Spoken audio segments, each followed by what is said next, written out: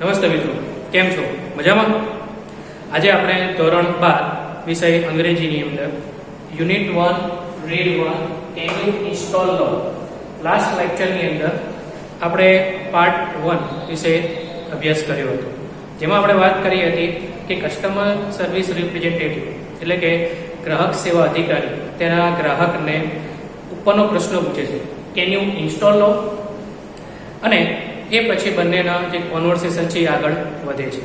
ટૂંકમાં આ લેસનમાં એવું કહેવા માંગે છે કે આપણી અંદર જે અનિચ્છનીય ભાવો છે એ અનિચ્છનીય ભાવોને દૂર કરી આપણે ઇચ્છનીય ભાવોને સ્વીકાર કરવો જોઈએ, જેથી કરીને લવ નામનો જે સોફ્ટવેર છે એ આપણી અંદર ઇન્સ્ટોલ થઈ શકે. તો હવે આપણે આગળ જોઈએ part 2.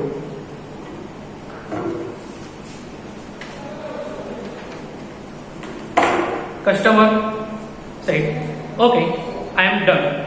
Love has started installing itself automatically." કસ્ટમરે કહ્યું કે બરાબર, મેં કર્યું છે. Love has started installing itself automatically. Automatically કે આપમેળે, એટલે કે લવ નામનો જે સોફ્ટવેર છે એ આપમેળે ઇન્સ્ટોલ એટલે પ્રતિસ્થાપિત થઈ રહ્યો છે. Is that normal? અહીંયા ગ્રાહક CSR ને એક પ્રશ્ન પૂછે છે કે જ્યારે લવ નામનો પ્રોગ્રામ ઇન્સ્ટોલ થઈ રહ્યો હોય છે ત્યારે શું તે સામાન્ય છે, એટલે કે એની સાથોસાથ કેટલા પ્રોગ્રામ પણ ચાલતા હોય છે, તો એ વખતે આ પ્રોગ્રામ ઇન્સ્ટોલ થઈ રહ્યો હોય તો કોઈ પ્રશ્ન ઊભો થાય છે. CSR replied, yes it is. CSR કહે છે કે હા, તે છે. You should receive a message that says it will reinstall for the life of your heart. અહીંયા CSR કહે છે કે હા, તે નોર્મલ છે અને તમને એક મેસેજ આવશે. તે કહે છે કે લવ નામનો પ્રોગ્રામ છે તે હૃદયમાં જીવન માટે ફરીથી ઇન્સ્ટોલ કરો. Do you see that message? શું તે મેસેજ તમે જોયો છે?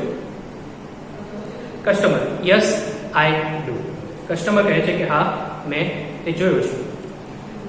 Is it completely installed? કસ્ટમરને પ્રશ્ન થાય છે કે શું તે સંપૂર્ણ રીતે ઇન્સ્ટોલ પ્રતિસ્થાપિત થઈ શક્યો છે? CSR replied, yes but remember that you have only the base program. અહીંયા CSR એને રિપ્લાય આપે છે કે હા, તે સંપૂર્ણ રીતે પ્રતિસ્થાપિત થઈ ગયો છે, એટલે કે તમારા હાર્ટમાં એ પ્રોગ્રામ ઇન્સ્ટોલ થઈ ગયો છે, પણ આ જે પ્રોગ્રામ છે એ માત્ર એનો બેઝ પ્રોગ્રામ છે. You need to begin connecting to other hearts in order to get the updates.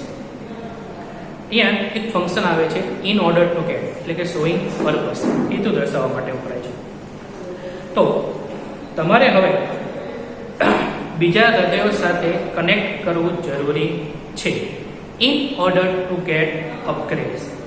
વિદ્યાર્થી મિત્રો, અહીંયા અપગ્રેડ્સ એટલે કે વધારે સારી ક્વોલિટીનો સોફ્ટવેર, એટલે કે જે બેઝ પ્રોગ્રામ છે એને અપગ્રેડ કરવો હોય તો તમારે બીજા હૃદયો સાથે એને જોડવું પડશે. એટલે કે અત્યારે હાલ પૂરતો એ પ્રોગ્રામ તમારી અંદર ઇન્સ્ટોલ થઈ ગયો છે, પણ એ કેવો છે? સામાન્ય છે, એટલે કે બેઝ પ્રોગ્રામ છે. એને જો તમારે નવું વર્ઝન અપડેટ કરવું હોય તો બીજા જે હૃદય છે એ હૃદય સાથે એને કનેક્ટ કરવું પડશે, એને જોડવું પડશે. Customer, oops, I have an error message already. અરે, મારા મેસેજમાં એરર આવ્યો છે. What should I do? હવે મારે શું કરવું જોઈએ? એટલે કે જે ઇન્સ્ટોલિંગ પ્રક્રિયા ચાલી રહી હતી એમાં એક એરર આવે છે. ઘણીવાર આપણે એવું થતું હોય છે કે જ્યારે પણ આપણે કોઈ એપ્લિકેશન ડાઉનલોડ કરતા હોય છે તો આપણને એક એરર મેસેજ આવતો હોય છે, અથવા જેના કારણે જે ઇન્સ્ટોલેશન છે એ બંધ થઈ જાય, અટકી જાય છે. એના ઘણા બધા કારણો છે. તો અહીંયા આવો જ એક મેસેજ એમને જોવા મળ્યો. CSR asked, what does the message say?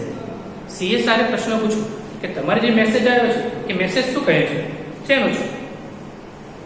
Customer replied, it says error 412 program cannot run on internal components.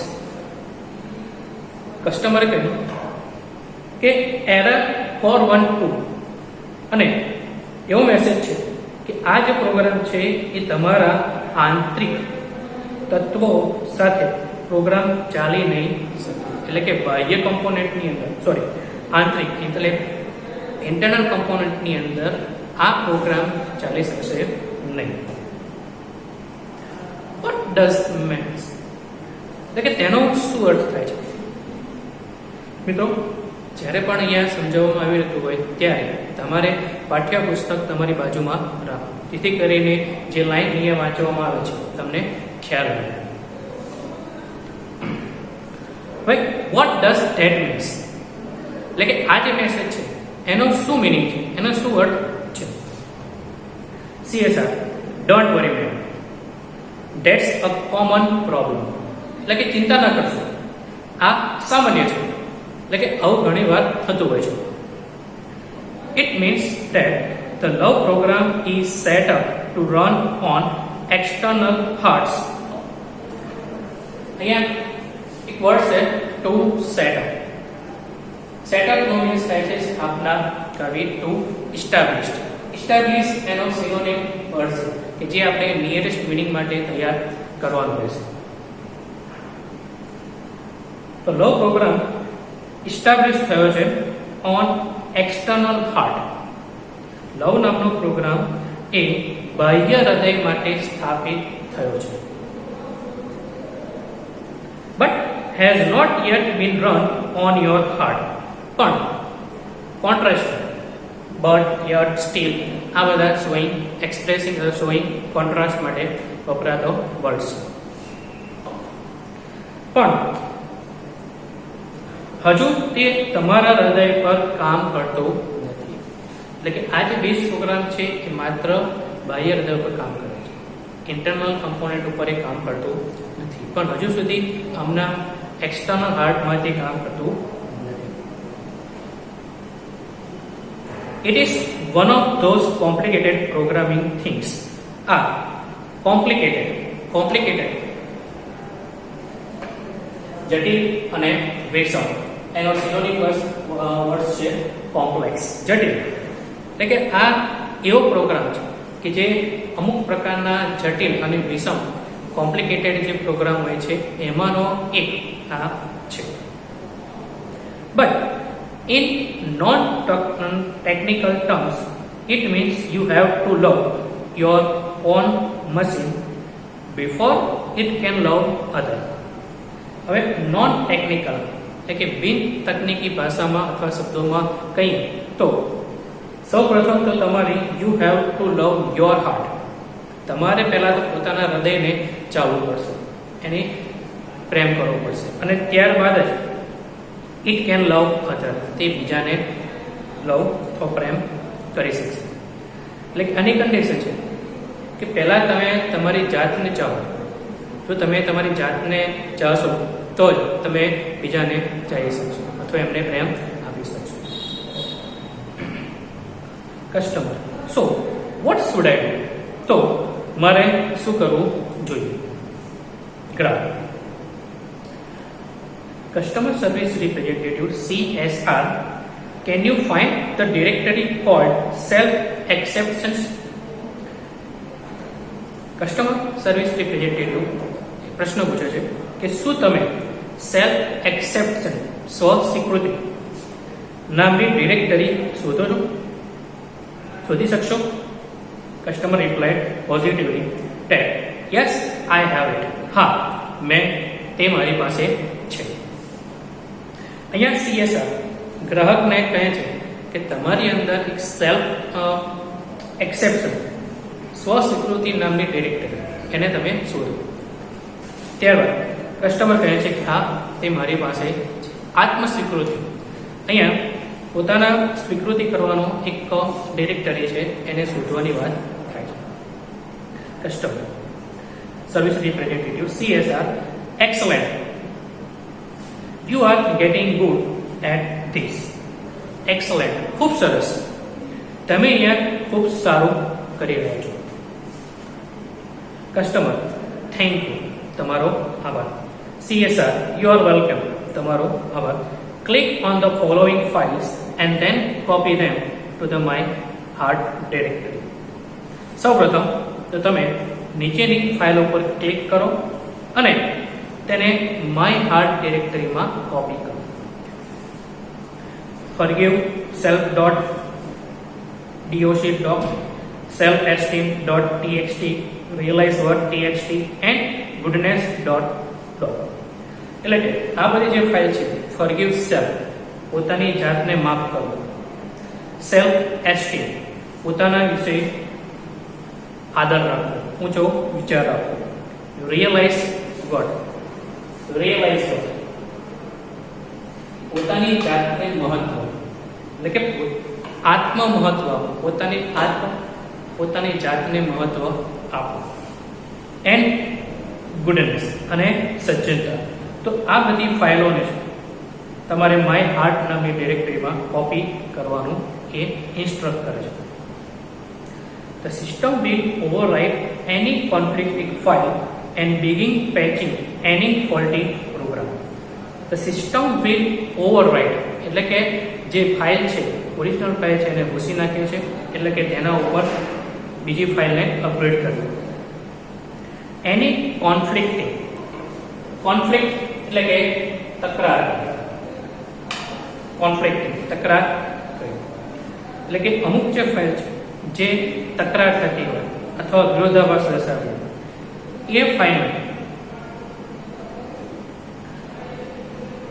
Begin patch એટલે કે જોડું સાંધવું એની ફોલ્ટી પ્રોગ્રામ એટલે કે આ સિસ્ટમમાં નડતરરૂપ થતી ફાઇલો પર હાવી થશે અને ખામી ભરેલા પ્રોગ્રામને દૂર કરશે.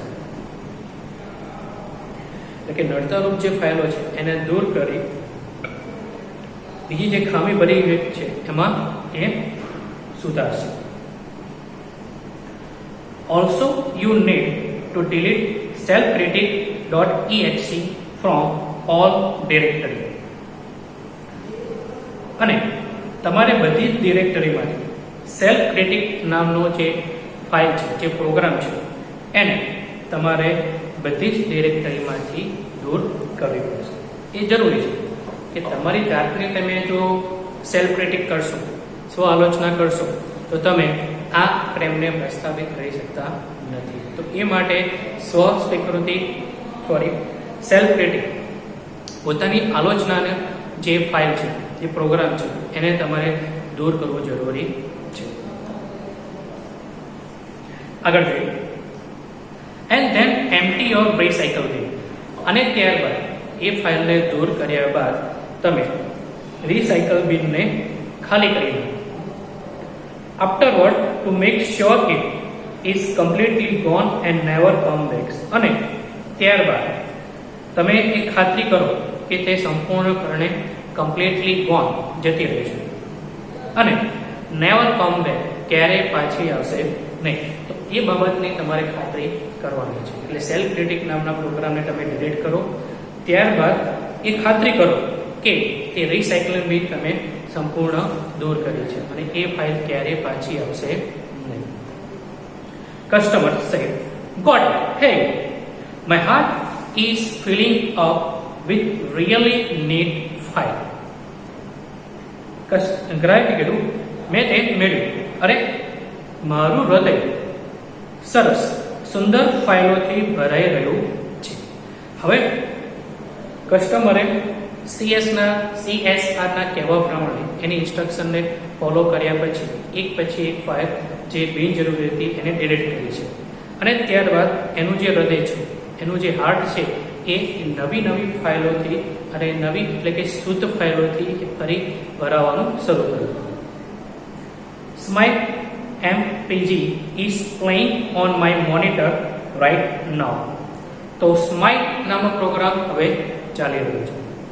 સ્વાભાવિક છે કે જ્યારે પણ આપણા માઇન્ડની અંદર આ જે કુભાવો છે, કુભાવ એટલે કે પાસ્ટ હર્ટ, ભૂતકાળમાં હર્ટ થયા હોય, રિસેન્ટમેન્ટ, મનદુખ, ગર્જ, દ્વેષ, વૈરભાવ, ચેડ, આ બધા ભાવોનું અસ્તિત્વ હોય ત્યારે આપણે કોઈ પણ વસ્તુને પોઝિટિવલી લેતા નથી હંમેશા નેગેટિવલી તેને વિચાર કરતા હોય છે.